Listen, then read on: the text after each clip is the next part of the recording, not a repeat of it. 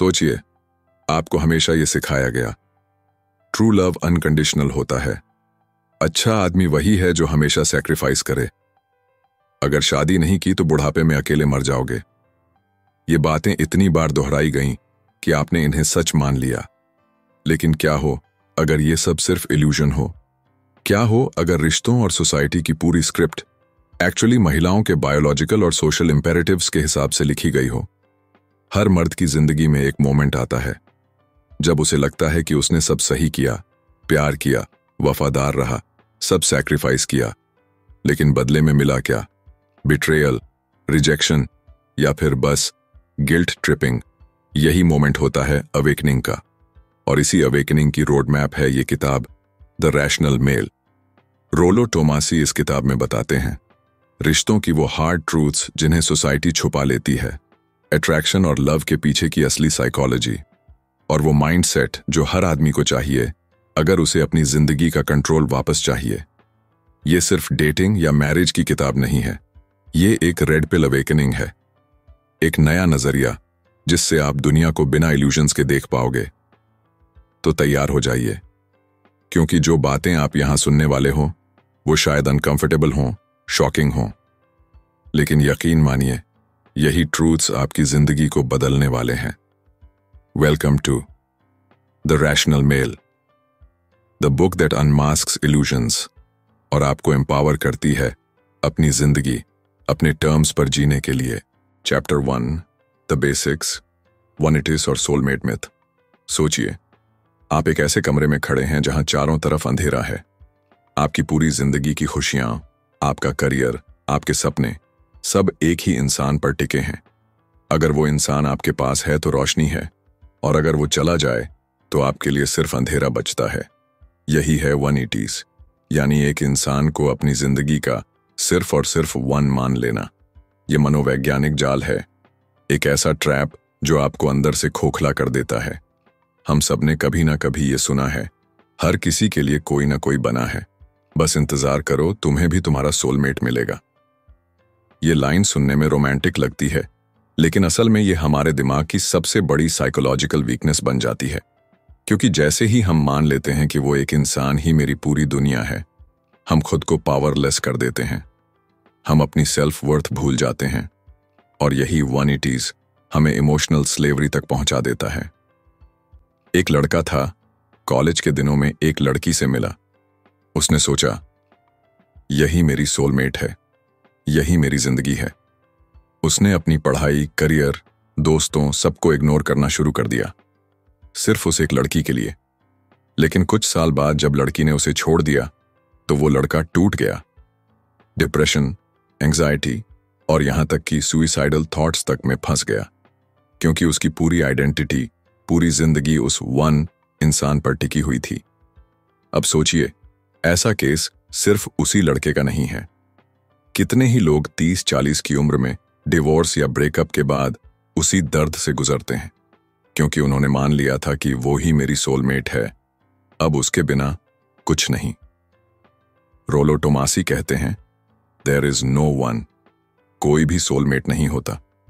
ये सिर्फ एक मिथोलॉजी है, एक कहानी है जिसे सोसाइटी और कल्चर ने हमें बेचा है। मूवीज, सॉन्ग्स, बुक्स, हर जगह।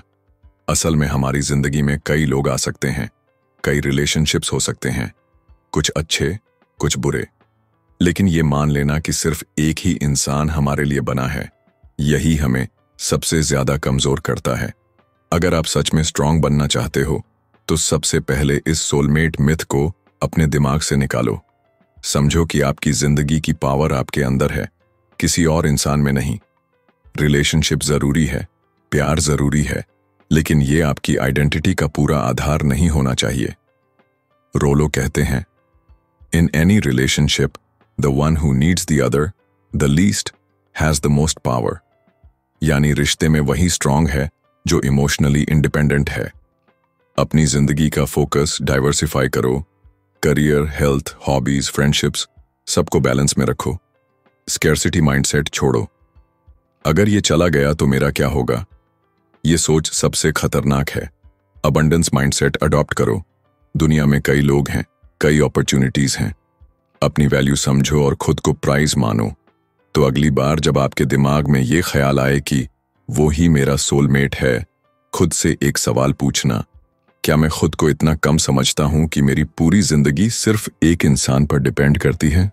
याद रखो, देयर इज नो वन। आपकी असली ताकत, आपकी असली वैल्यू हमेशा आप में है, किसी और में नहीं। Chapter 2, cardinal rule of relationships.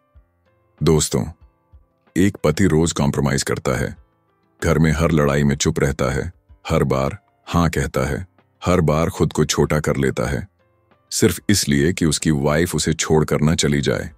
लेकिन अजीब बात यह है कि जितना वो सैक्रिफाइस करता है, उतना ही उसकी वैल्यू कम होती जाती है। रिश्ते का सच यही है, जिसे जरूरत सबसे कम है, पावर उसी के पास है।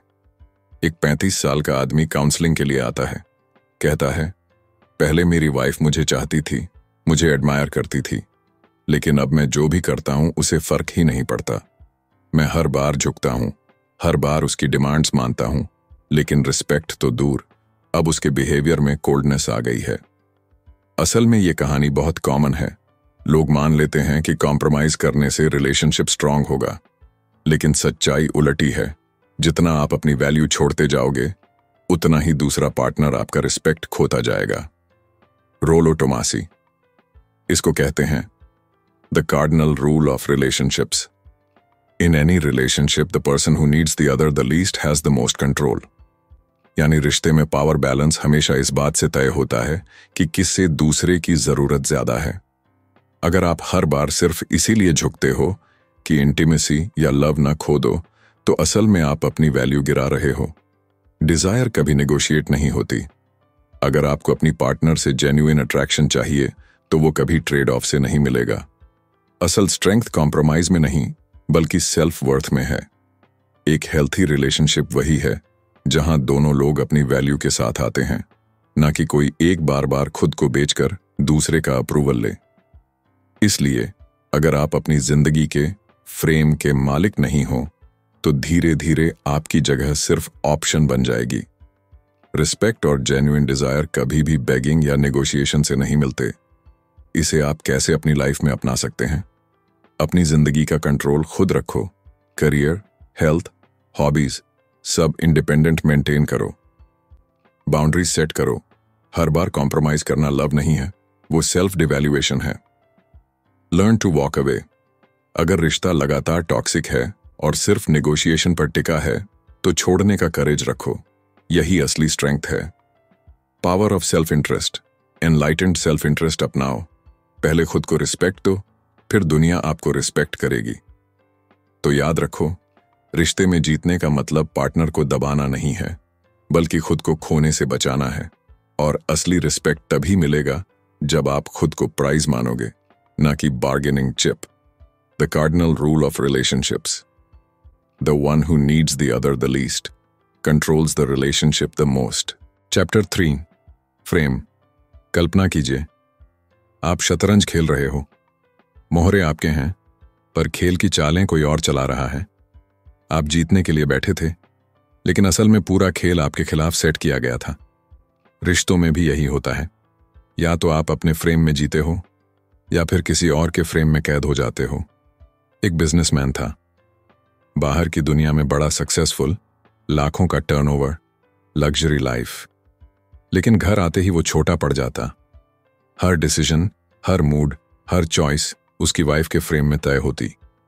धीरे धीरे उसकी कॉन्फिडेंस बिजनेस तक में गिर गई। क्लाइंट्स तक महसूस करने लगे कि ये आदमी खुद पर भरोसा नहीं रखता। क्यों? क्योंकि उसने अपना फ्रेम खो दिया था। रोलो टोमासी कहते हैं, फ्रेम इज एवरीथिंग। या तो आप अपना फ्रेम सेट करते हो और दूसरे आपके रूल्स पर चलते हैं, या फिर आप किसी और के फ्रेम में एडजस्ट होकर स्लोली रिस्पेक्ट खोते जाते हो। रिलेशनशिप में बहुत से मर्द ये मिस्टेक करते हैं कि कमिटमेंट का मतलब मान लेते हैं, अब सारे रूल्स और कंट्रोल पार्टनर के हाथ में है। लेकिन सच ये है, अगर आपका फ्रेम स्ट्रांग नहीं है, तो रिश्ता एक तरफा नेगोशिएशन बन जाएगा। फ्रेम का मतलब डोमिनेशन नहीं है। इसका मतलब है आपकी जिंदगी के प्रिंसिपल्स, वैल्यूज और विजन क्लियर हों, ताकि जब कोई आपके साथ जुड़ता है, वो आपके वर्ल्ड में एंट्री करता है ना कि आप अपने ही वर्ल्ड से बाहर निकलकर किसी और की कहानी जीने लगते हो। याद रखो, स्ट्रॉन्ग फ्रेम वाला आदमी अपने रिश्ते, करियर और सोसाइटी तीनों जगह रिस्पेक्ट पाता है। वीक फ्रेम वाला आदमी हर जगह इग्नोर्ड और यूज्ड होता है। इसे आप कैसे अपनी लाइफ में अपना सकते हैं? अपना विजन सेट करो, लाइफ गोल्स, वैल्यूज और प्रिंसिपल्स को डिफाइन करो, बाउंड्रीज मेंटेन करो। अगर कोई आपके कोर वैल्यूज को बार बार तोड़ता है तो रेजिस्ट करो। कंसिस्टेंसी रखो, आपके वर्ड्स और एक्शंस एक जैसे होने चाहिए। यहीं से रिस्पेक्ट बिल्ड होता है। फ्रेम में इनवाइट करो, सरेंडर मत करो। रिलेशनशिप का मतलब है किसी को अपने वर्ल्ड में स्पेस देना, लेकिन अपना वर्ल्ड खो देना नहीं। तो याद रखो, रिश्ते में रिस्पेक्ट और पावर उसी के पास होती है जिसका फ्रेम स्ट्रांग होता है। अगर आप अपना फ्रेम खो दोगे तो धीरे धीरे खुद को भी खो दोगे। Frame is everything. या तो आप अपना वर्ल्ड डिफाइन करो या फिर किसी और के वर्ल्ड में एक कैरेक्टर बनकर रह जाओ। Chapter 4, plate theory. दोस्तों, आपके पास एक ही प्लेट है और उसी प्लेट में आप रोज खाना खाते हो, उसी में चाय पीते हो और उसी से पानी भी। अब जरा सोचो, अगर वो एक ही प्लेट टूट जाए तो आपके पास कुछ भी नहीं बचेगा। रिश्ते भी बिल्कुल ऐसे ही होते हैं। अगर आपकी पूरी जिंदगी सिर्फ एक ही इंसान पर टिकी है तो आप उसी पल टूटने के लिए तैयार हो चुके हो। 2 लड़के थे। पहला, राज। कॉलेज में एक लड़की से प्यार हुआ और उसने उसे ही अपनी पूरी दुनिया बना लिया। दोस्तों को छोड़ दिया, करियर इग्नोर कर दिया, हॉबीज तक छोड़ दी। लेकिन जब लड़की ने उसे छोड़ दिया, वो पूरी तरह टूट गया। डिप्रेशन, एंग्जाइटी, उसकी पर्सनैलिटी ही खत्म हो गई। दूसरा, अमित। वो भी डेटिंग में था, लेकिन उसने खुद को कभी सिर्फ एक लड़की तक लिमिट नहीं किया। उसने मल्टीपल डेटिंग की, नए लोगों से मिला, खुद को ग्रूम किया, हॉबीज परस्यू की, करियर पर फोकस रखा। जब एक रिश्ता टूटा, वो थोड़ा दुखी हुआ, लेकिन जिंदगी आगे बढ़ गई और आज वो कॉन्फिडेंट और इमोशनली स्टेबल है। यही फर्क है scarcity mindset versus abundance mindset. Rollo Tomassi इसे कहते हैं प्लेट थ्योरी। नॉन एक्सक्लूसिविटी और मल्टीपल ऑप्शंस रखना जरूरी है, क्योंकि जब आप अपनी पूरी आइडेंटिटी और हैप्पीनेस सिर्फ एक इंसान पर लगा देते हो तो आप उसकी मर्जी पर डिपेंड हो जाते हो। प्लेट स्पिनिंग का मतलब है कई लोगों से सोशलाइज करना, कई हॉबीज और पैशंस परस्यू करना, कई अपॉर्चुनिटीज एक्सप्लोर करना, ताकि अगर एक प्लेट गिर भी जाए, आपकी जिंदगी रुक ना जाए। प्लेट थ्योरी सिर्फ डेटिंग तक सीमित नहीं है, ये आपके पूरे जीवन का प्रिंसिपल है। करियर में अगर एक इनकम सोर्स चला भी जाए, आपके पास दूसरा होना चाहिए। हेल्थ में अगर एक आदत छूट भी जाए तो दूसरी हैबिट आपको संभाल सके।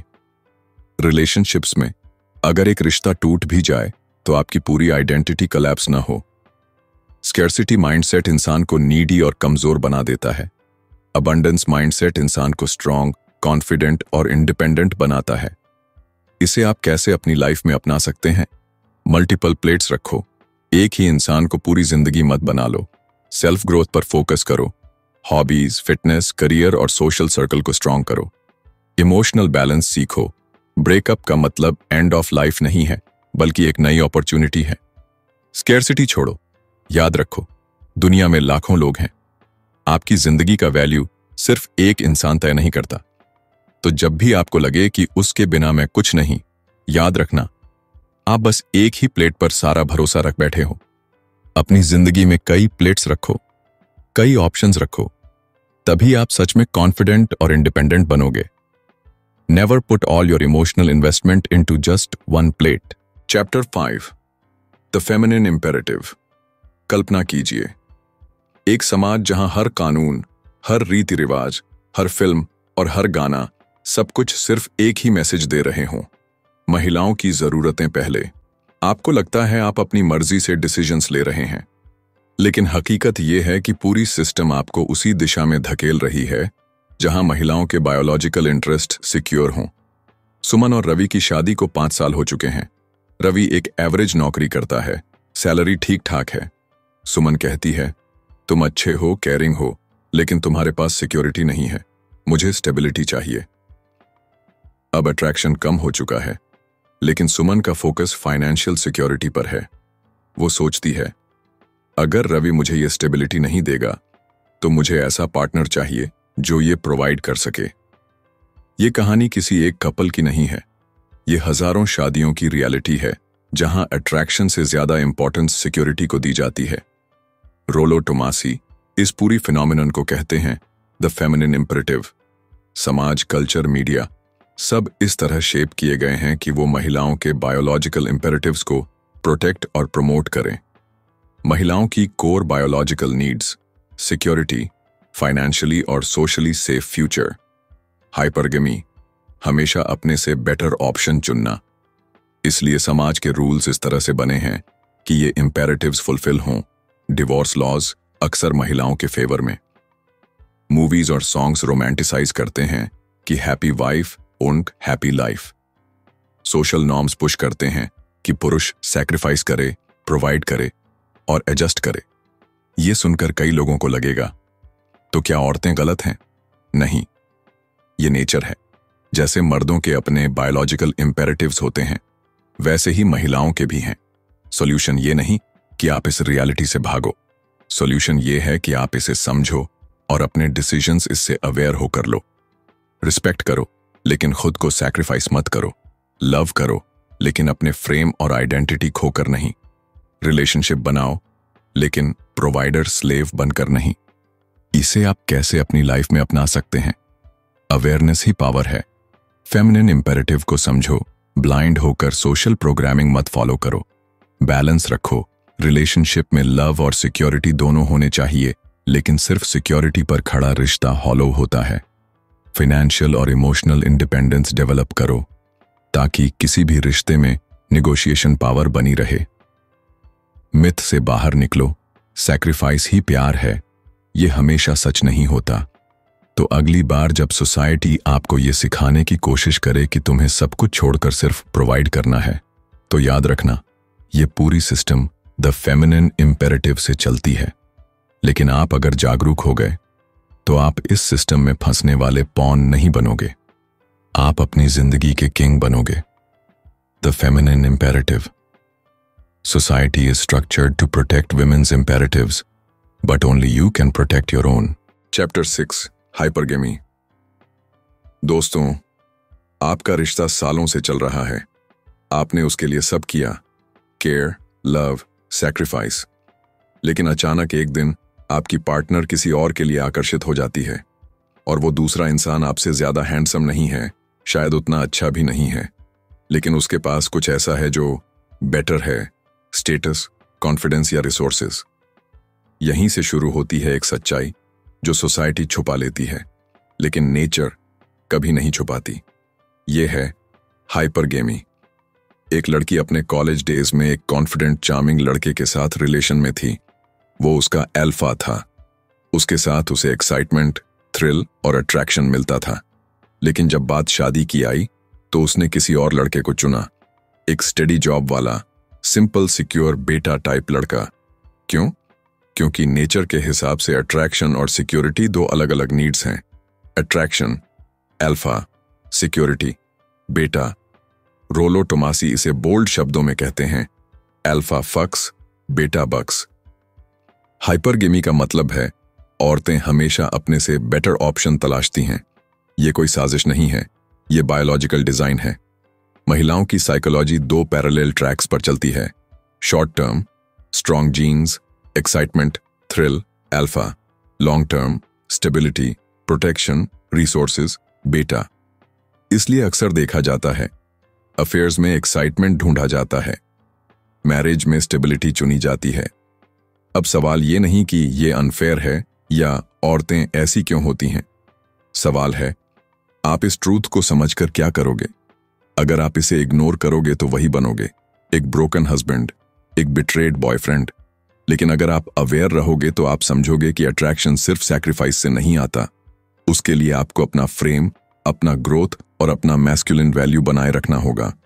हाइपरगेमी को बदल नहीं सकते, लेकिन आप खुद को इतना वैल्यूएबल बना सकते हो कि आप हर कंपैरिजन में बेटर ऑप्शन बने रहो। तो अब सवाल है, इसे कैसे अपनी लाइफ में अपना कर सकते हैं? Self improvement, career, fitness, confidence, हर लेवल पर ग्रोथ करो। Never settle. रिलेशनशिप के बाद भी खुद को इवॉल्व करते रहो। रिस्पेक्ट फर्स्ट, प्यार से ज्यादा जरूरी है रिस्पेक्ट। अट्रैक्शन रिस्पेक्ट से जुड़ा है, सैक्रिफाइस से नहीं। अबंडेंस माइंडसेट, एक रिलेशनशिप आपकी पूरी वैल्यू तय नहीं करती, ऑप्शंस हमेशा होते हैं। तो याद रखो, हाइपरगेमी कोई बग नहीं है, ये नेचर का फीचर है। लेकिन जो आदमी इस सच को समझ लेता है वही खुद को विक्टिम नहीं बल्कि हाई वैल्यू मैन बना लेता है। Women don't look for the perfect man, they look for the best option available. Chapter 7 Alpha Fucks Beta Bucks।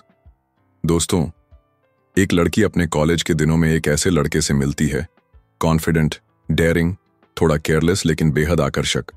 वो उसके साथ हर पल में एक्साइटमेंट महसूस करती है। Late night drives, adventures, forbidden romance, सब कुछ। लेकिन 10 साल बाद वही लड़की शादी करती है, एक ऐसे आदमी से जो स्टेडी है, जॉब में सिक्योर है, थोड़ा बोरिंग है लेकिन सेफ है।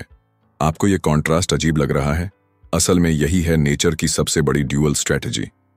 नेहा नाम की एक वुमन कॉलेज में एक अल्फा मेल के साथ रिलेशन में थी। वो लड़का कैरिज्मेटिक था, उसकी पर्सनैलिटी ही मैग्नेटिक थी। नेहा को उससे अट्रैक्शन था लेकिन वो कमिटमेंट नहीं दे पाया। बाद में जब शादी की बारी आई, नेहा ने एक सेफ चॉइस चुनी, आशीष। आशीष स्टडी जॉब करता था, फैमिली वैल्यूज अच्छे थे, फाइनेंशियली सिक्योर था। रिजल्ट, नेहा को शादी में स्टेबिलिटी मिली लेकिन अट्रैक्शन और एक्साइटमेंट कहीं पीछे छूट गए। यही रियलिटी है और यही इस चैप्टर का रॉ ट्रूथ है। रोलो टोमासी इसे ब्लंट तरीके से कहते हैं, अल्फा फक्स बेटा बक्स, यानी महिलाओं की साइकोलॉजी ड्यूअल स्ट्रेटजी पर चलती है। अल्फा फक्स एक्साइटमेंट, एडवेंचर, थ्रिल, बेटा बक्स सिक्योरिटी, प्रोटेक्शन, रिसोर्सेज। प्रॉब्लम तब होती है जब कोई पुरुष इस ड्युअलिटी को समझे बिना सोच लेता है कि सिर्फ प्रोवाइडर बनकर अट्रैक्शन बनाए रखेगा। सैक्रिफाइस रिस्पेक्ट नहीं दिलाता, वैल्यू दिलाती है। यह सुनने में हार्श लगेगा लेकिन यही जागरूकता आपके लिए पावर है। अट्रैक्शन हमेशा पैशन, मैस्कुलिनिटी और ग्रोथ से आती है, सिक्योरिटी रिस्पेक्ट से आती है। लेकिन अगर आप सिर्फ प्रोवाइडर बन गए तो आप धीरे धीरे ऑप्शन बी बन जाते हो। इसका मतलब ये नहीं कि शादी या लॉन्ग टर्म रिलेशनशिप फेक है। इसका मतलब ये है कि अगर आप अट्रैक्शन बनाए रखना चाहते हो तो आपको लाइफ लॉन्ग इवॉल्व होना होगा। तो अब सवाल है, इसे कैसे अपनी लाइफ में अपना कर सकते हैं? अल्फा ट्रेट्स अलाइव रखो, सिर्फ प्रोवाइडर मत बनो, पैशन और एडवेंचर जिंदा रखो।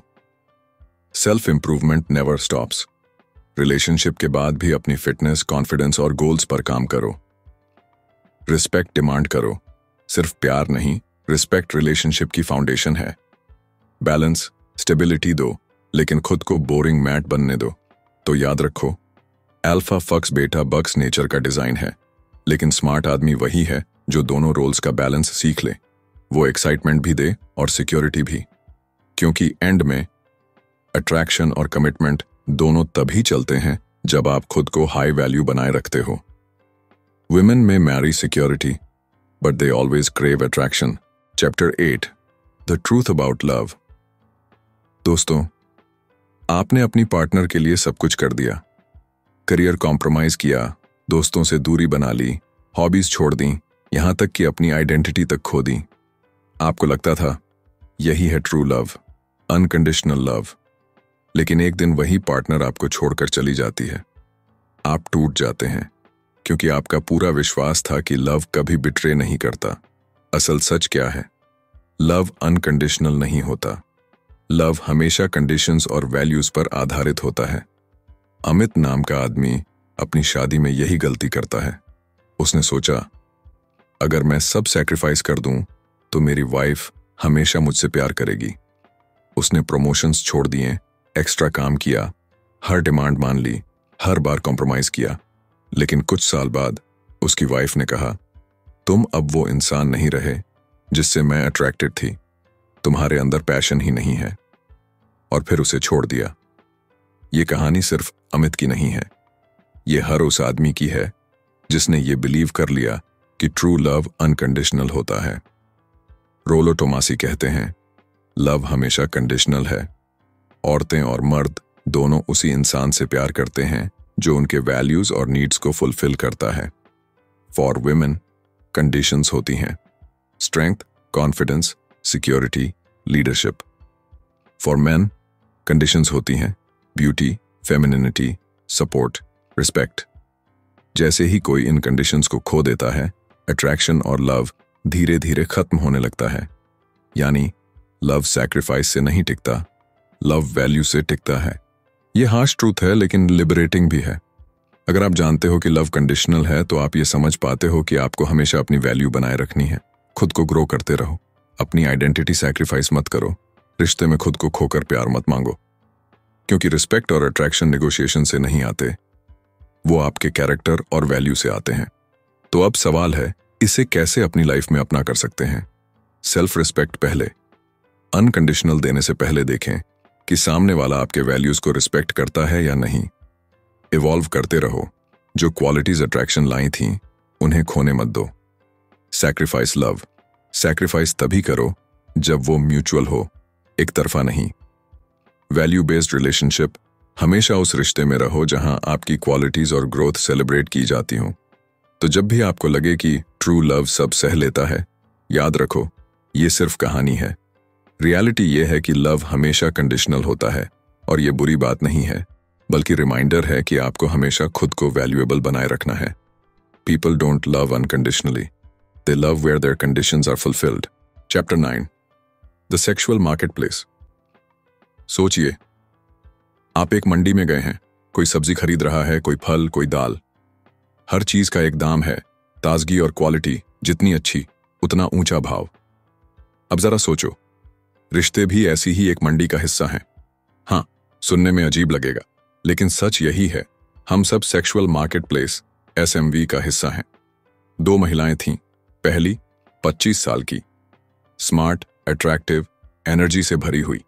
डेटिंग एप्स पर मैच की बाढ़ आ रही है, जहां जाती है अटेंशन मिलती है। दूसरी 35 साल की, करियर में सक्सेसफुल, फाइनेंशियली इंडिपेंडेंट, लेकिन डेटिंग मार्केट में उतनी डिमांड नहीं। क्यों? क्योंकि सेक्सुअल मार्केट प्लेस में एज, ब्यूटी और फर्टिलिटी महिलाओं की SMV को सबसे ज्यादा इन्फ्लुएंस करते हैं, और पुरुषों के लिए सक्सेस, स्टेटस और रिसोर्सेज उनकी SMV बढ़ाते हैं। रोलो टोमासी कहते हैं, रिश्तों को समझने के लिए सेक्सुअल मार्केट प्लेस की रियलिटी को मानना पड़ेगा। हर किसी की एक मार्केट वैल्यू होती है जो टाइम और सर्कमस्टेंसेस से बदलती रहती है।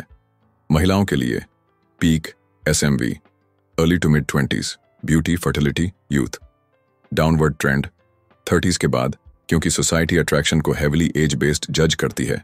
पुरुषों के लिए peak SMV 30s 40s, status, wealth, maturity, social dominance.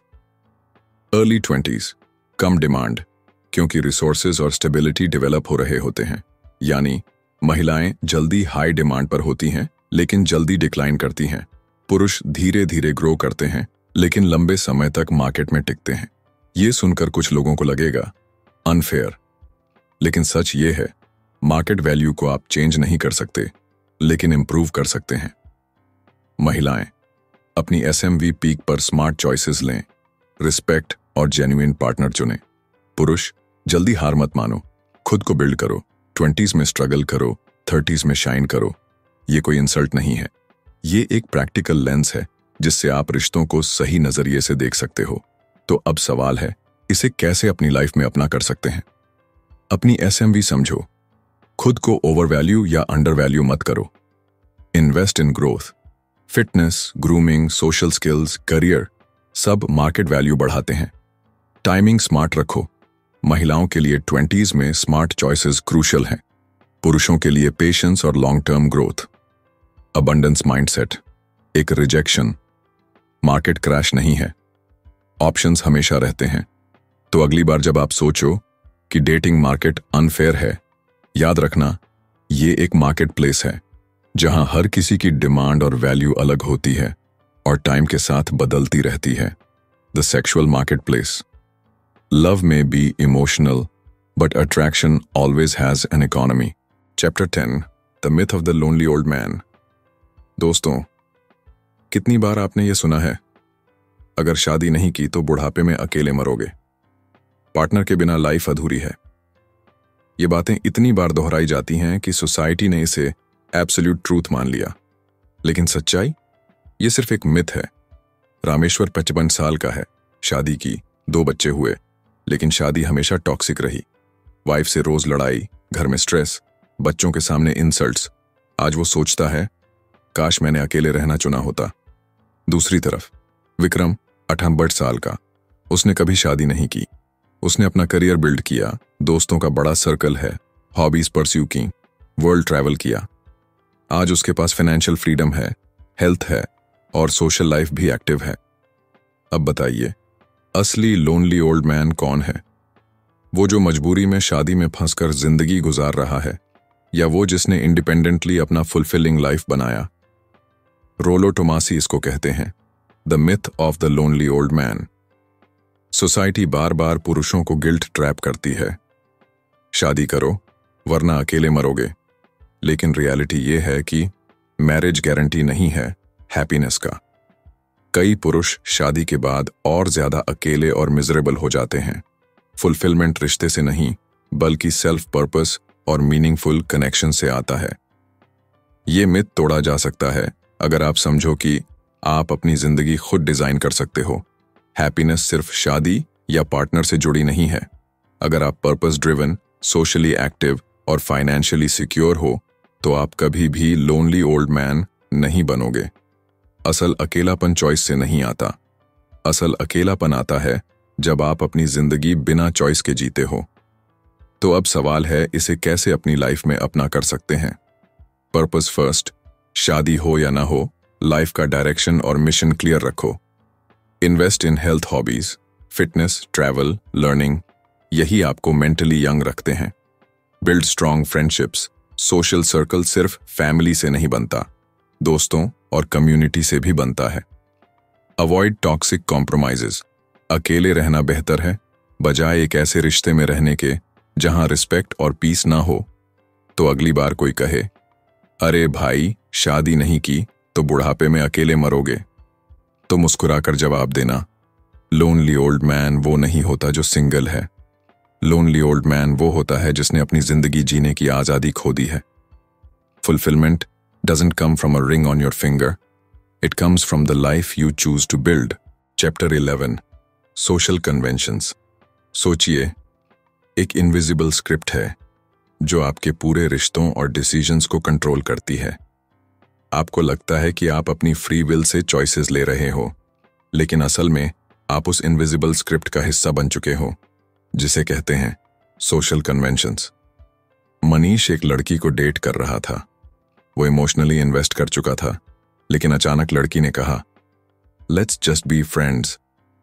Manish को लगा ये जेंटल रिजेक्शन है, लेकिन असल में ये सोसाइटी का सबसे बड़ा सेफ्टी नेट है। लड़की को कोई गिल्ट नहीं, सोसाइटी उसका सपोर्ट करती है और लड़के पर मूव ऑन का दबाव डाल दिया जाता है। अब जरा दूसरी तरफ देखिए, डिवोर्स का केस। अक्सर देखा जाता है कि कानून इस तरह बने हैं कि ज्यादा फायदा महिलाओं को हो। एलिमोनी, कस्टडी, सिंपैथी सब ऑटोमेटिकली टिल्टेड होते हैं। और विक्टिमहुड कल्चर, अगर कोई वुमन कह दे कि मैं विक्टिम हूं, तो सोसाइटी बिना प्रूफ के ही उसे सपोर्ट करती है। लेकिन अगर कोई मैन कहे, तो उसे पहले ही डाउटफुल नजरों से देखा जाता है। रोलो टोमासी कहते हैं, सोशल कन्वेंशंस दरअसल वो अनरिटन रूल्स हैं जो विमेन के इंपेरेटिव्स को प्रोटेक्ट और प्रमोट करने के लिए सोसाइटी ने बनाए हैं। Examples, happy wife, happy life. मर्द का रोल सिर्फ प्रोवाइडर और pleaser. Never hit a woman, even in self defence society मर्द को ही विलन मान लेगी।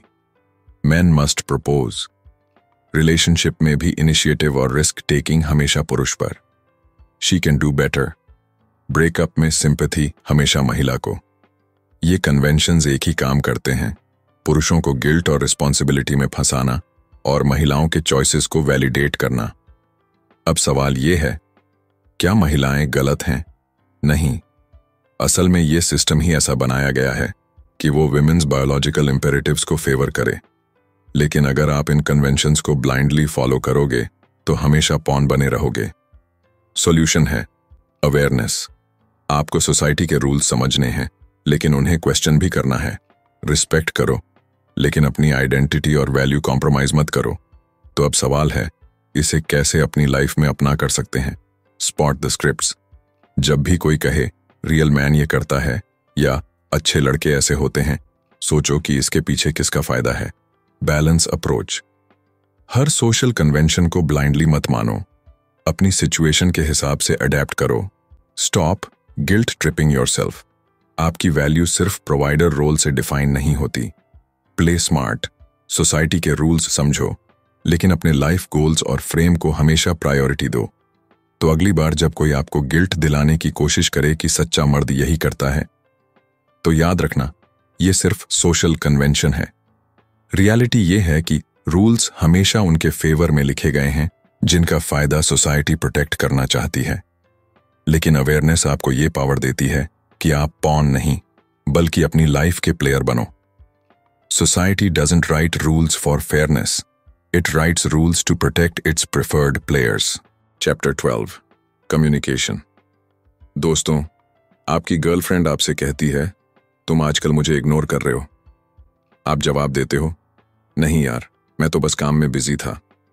लेकिन असल में उसका मतलब ये नहीं था। उसका मतलब था, प्रूव करो कि तुम अब भी मुझे प्रायोरिटी देते हो। यानी जो उसने कहा और जो वो चाहती थी, दोनों अलग थे।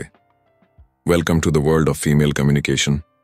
राज अपनी गर्लफ्रेंड के साथ कैफे में बैठा था। लड़की कैजुअली पूछती है, अगर मैं मोटी हो जाऊं तो भी तुम मुझसे प्यार करोगे? राज मासूमियत से हंसकर बोला, हाँ हाँ बिल्कुल। पर उसके बाद लड़की का मूड ऑफ हो गया। क्यों? क्योंकि ये सिर्फ एक सवाल नहीं था, ये था एक शिट टेस्ट। असल टेस्ट ये था कि क्या तुम सच में स्टैंडर्ड्स रखते हो या सिर्फ मुझे खुश करने के लिए कुछ भी बोल दोगे? रोलो टोमासी बताते हैं, महिलाएं इनडायरेक्ट कम्युनिकेशन की एक्सपर्ट होती हैं। उनके सवाल, उनके मूड्स, उनके हिंट्स सब हिडन मीनिंग्स लेकर आते हैं। मैन की लैंग्वेज होती है डायरेक्ट, यस या नो। विमेन की लैंग्वेज होती है इनडायरेक्ट। देखते हैं तुम इस सिग्नल को कैसे डिकोड करते हो। और इसी में आते हैं शिट टेस्ट्स। ये छोटे छोटे चैलेंजेस होते हैं जिनसे औरतें चेक करती हैं कि आप सच में कॉन्फिडेंट हो या सिर्फ दिखावा कर रहे हो। अब ये मत सोचो कि शिट टेस्ट बुरी चीज है। असल में ये नेचर का तरीका है अट्रैक्शन चेक करने का। अगर आप टेस्ट पास करते हो, रिस्पेक्ट और अट्रैक्शन बढ़ता है। अगर फेल करते हो, आप बोरिंग, प्रेडिक्टेबल या वीक लगते हो। इसलिए सॉल्यूशन सिंपल है, हर बात को डिफेंसिव होकर जस्टिफाई मत करो। थोड़े ह्यूमर, थोड़े कॉन्फिडेंस और थोड़े चार्म से जवाब दो। तो अब सवाल है, इसे कैसे अपनी लाइफ में अपना कर सकते हैं? Listen beyond words. जो कहा जा रहा है उसके पीछे की नीड समझो। शिट टेस्ट को प्लेफुल लो, गुस्सा मत करो, विटी बनो। कॉन्फिडेंस ही की है, कभी भी ओवर एक्सप्लेन मत करो।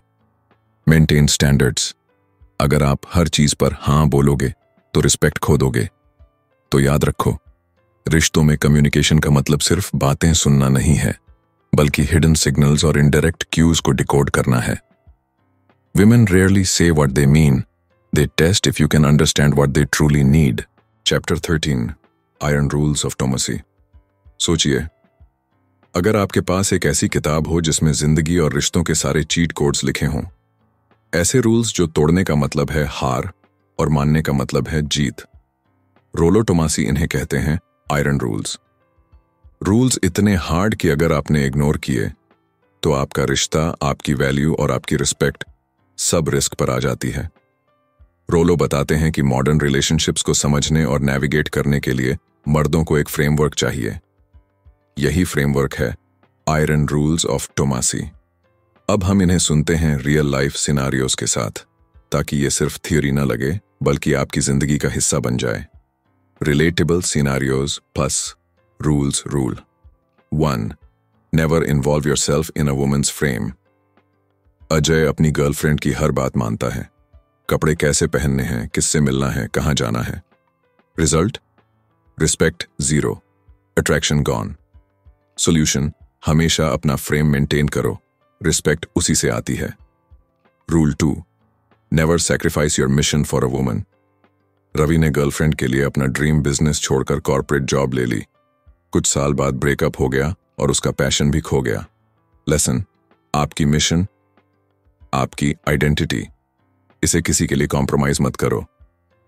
Rule 3, women are not the prize, you are. Suresh हर टाइम सोचता था, काश वो मुझे एक्सेप्ट कर ले। रियलिटी, वो लड़की उसे कभी सीरियसली नहीं लेती थी। जब तक आप खुद को प्राइज नहीं मानोगे, कोई और भी नहीं मानेगा। Rule 4, never let women define masculinity for you. Real man वो है जो हमेशा एडजस्ट करे।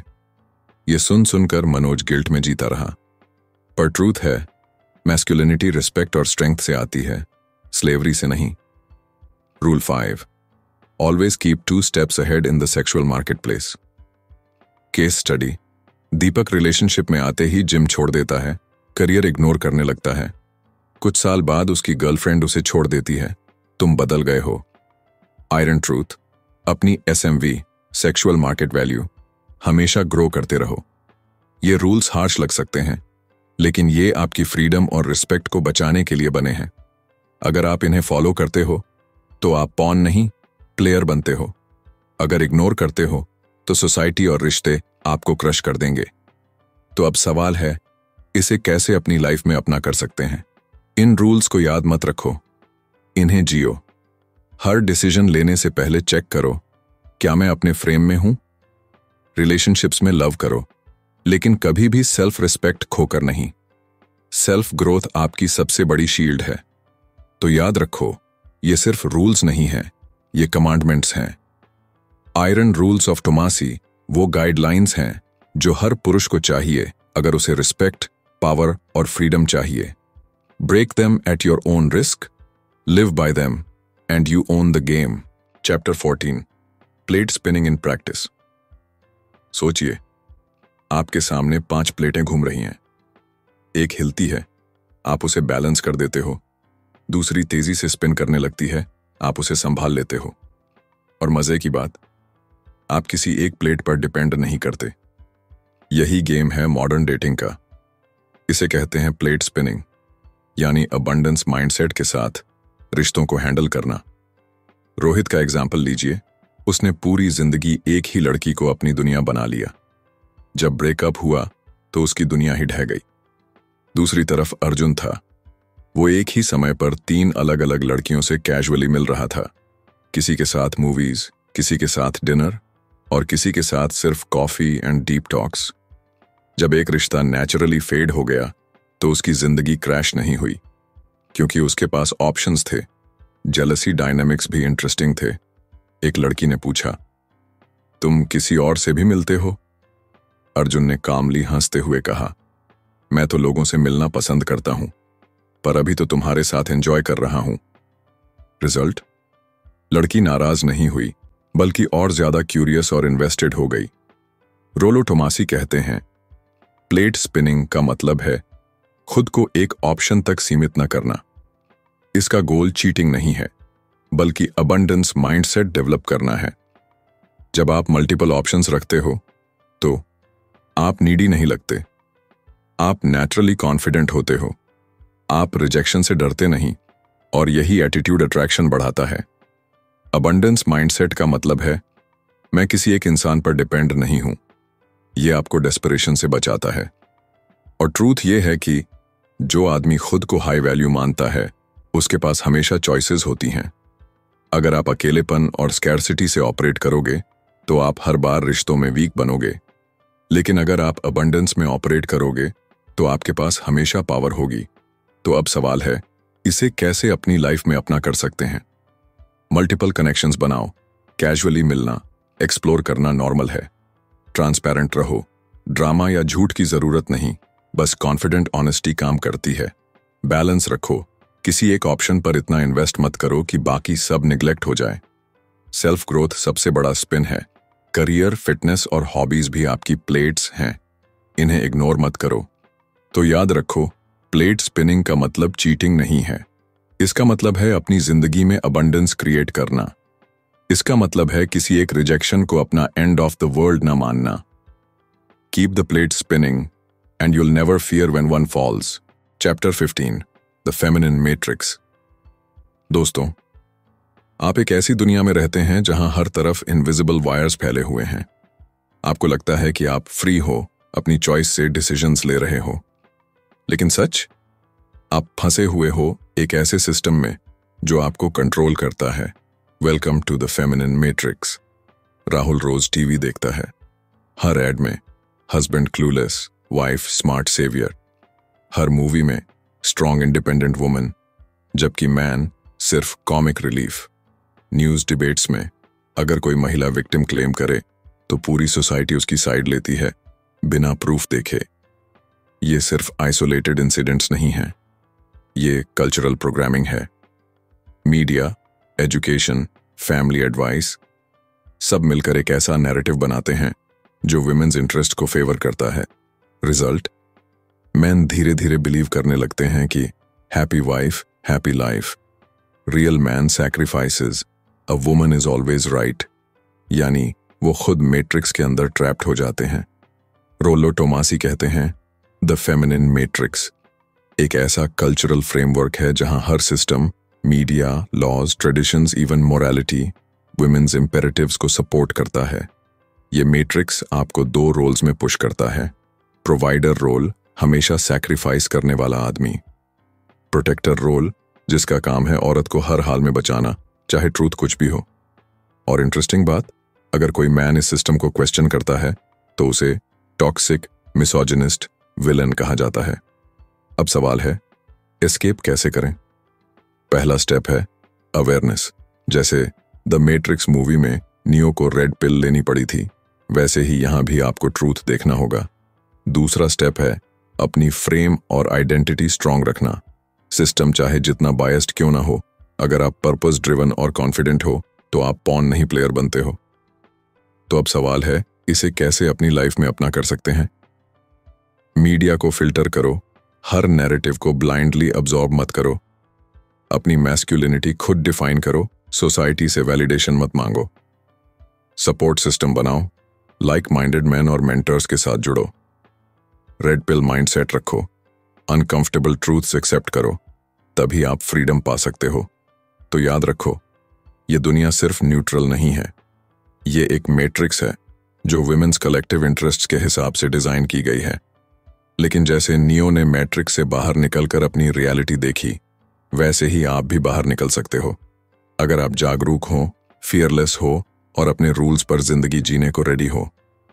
Society doesn't just influence you, it programs you. Chapter 16, the rational male mindset. दोस्तों, आप पूरी जिंदगी एक सपना जी रहे थे।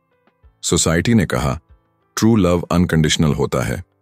मूवीज ने कहा रियल मैन सैक्रिफाइस करते हैं। फैमिली ने कहा शादी करो वरना अकेले मर जाओगे। लेकिन एक दिन अचानक आपकी आंखें खुलती हैं और आप देखते हो कि ये सब हाफ ट्रूथ्स और कंडीशनिंग थी। यही है रेड पिल अवेकनिंग। जब आप पहली बार दुनिया को बिना इमोशनल फिल्टर के एज इट इज देखते हो। संदीप की कहानी सोचिए, वो हमेशा रिश्तों में गिवर रहा, करियर छोड़ा, हर डिमांड मानी, खुद को पूरी तरह सैक्रिफाइस किया। फिर भी उसकी वाइफ ने उसे छोड़ दिया, कहते हुए तुम बोरिंग हो गए हो। कुछ साल बाद उसने रोलो टोमासी पढ़ा, रेड पिल आइडियाज समझे, उसने खुद को रीबिल्ड किया, फिटनेस, करियर, सेल्फ कॉन्फिडेंस। आज वो वही आदमी है जिसे लोग रिस्पेक्ट और एडमायर करते हैं, क्योंकि उसने अपनी जिंदगी अनप्लग करके सच देखना सीख लिया। रोलो टोमासी कहते हैं द रैशनल मेल माइंडसेट का मतलब है ट्रूथ को बिना इमोशनल बायस के देखना। इस माइंडसेट का मतलब है विमेन की नेचर को डीमोनाइज नहीं करना, बल्कि समझना। सोसाइटी के रूल्स को ब्लाइंडली फॉलो नहीं करना, बल्कि क्वेश्चन करना। रिलेशनशिप्स में स्लेवरी नहीं, बल्कि फ्रेम और बैलेंस रखना। खुद को प्राइज मानना, ना कि हमेशा अप्रूवल चेस करना। यानी रेड पिल सिर्फ अवेयरनेस नहीं है, ये एक लाइफस्टाइल शिफ्ट है। अब सबसे बड़ा सवाल, इस माइंडसेट से फायदा क्या होगा? आप विक्टिम मेंटालिटी से बाहर निकलते हो, आप डेस्परेट नहीं रहते, कॉन्फिडेंट बनते हो। आप अपनी जिंदगी कंट्रोल करते हो, बजाय दूसरों के हाथों कंट्रोल होने के। ये माइंडसेट अनकंफर्टेबल हो सकता है, लेकिन यही अनकंफर्टेबल ट्रूथ आपकी फ्रीडम और पावर का रास्ता है। तो अब सवाल है, इसे कैसे अपनी लाइफ में अपना कर सकते हैं? इमोशंस को मास्टर करो, रिएक्ट मत करो, रिस्पॉन्ड करो। सेल्फ ग्रोथ को प्रायोरिटी दो। बॉडी, माइंड, मनी, यही आपकी फाउंडेशन है। अबंडेंस माइंडसेट रखो। एक ऑप्शन चला भी जाए तो दुनिया खत्म नहीं होती। फ्रेम मेंटेन करो। हर रिश्ते में अपने स्टैंडर्ड्स और वैल्यूज क्लियर रखो। ब्रदरहुड बनाओ। लाइक माइंडेड लोगों के साथ जुड़ो, अकेले मत लड़ो। तो याद रखो, रेड पिल माइंडसेट का मतलब औरतों से नफरत करना नहीं है। इसका मतलब है सच को एक्सेप्ट करना और खुद को एम्पावर करना। क्योंकि आखिर में द रैशनल मेल माइंडसेट वही है जो आपको विक्टिम से वॉरियर, पॉन से प्लेयर और ऑर्डिनरी से एक्स्ट्रा ऑर्डिनरी बनाता है। जब आप सच देख लेते हो तो आपको कोई वापस नींद में नहीं डाल सकता। तो दोस्तों, ये थी द रैशनल मेल की वो जर्नी जिसमें हमने मिथ्स तोड़े, अनकंफर्टेबल ट्रूथ्स देखे और वो हिडन साइकोलॉजी समझी जो रिश्तों और सोसाइटी के हर पहलू को कंट्रोल करती है। हमने देखा कैसे 180s और सोलमेट मिथ ने हमें कमजोर बनाया, कैसे सोशल कन्वेंशंस और फेमिनिन मैट्रिक्स हमें इनविजिबल रूल्स में फंसाते हैं, और कैसे रेड पिल माइंडसेट अपनाकर एक आदमी अपनी जिंदगी का कंट्रोल वापस पा सकता है। अब सवाल है, आप कौन बनना चाहेंगे? वो आदमी जो सोसाइटी की प्रोग्रामिंग ब्लाइंडली फॉलो करता है, या वो आदमी जो जाग चुका है और अपनी जिंदगी अपने टर्म्स पर जी रहा है? याद रखो, रोलो टॉमसी के वर्ड्स सिर्फ किताब के पेजेस पर नहीं हैं। ये एक अवेकनिंग है, एक नई नज़र से दुनिया को देखने का तरीका। अगर इस ऑडियो बुक ने आपको सोचने पर मजबूर किया, अगर इसमें से एक भी इंसाइट आपकी जिंदगी बदलने में मदद करे, तो समझ लीजिए आपने पहला स्टेप ले लिया है। और अगर आपको ये जर्नी वैल्यूएबल लगी तो हमारे चैनल 7 PM ऑडियो बुक को सब्सक्राइब जरूर करें, ताकि आप और भी ऐसी ही लाइफ चेंजिंग बुक्स, आइडियाज और ऑडियो बुक्स सुन सकें। क्योंकि अगली कहानी, अगला सच शायद वही हो जो आपकी जिंदगी की दिशा बदल दे। The rational Male, truth may be bitter but it sets you free. अब आपकी बारी है। क्या आप सच का सामना करने के लिए तैयार हैं? कमेंट में जरूर बताएं। धन्यवाद।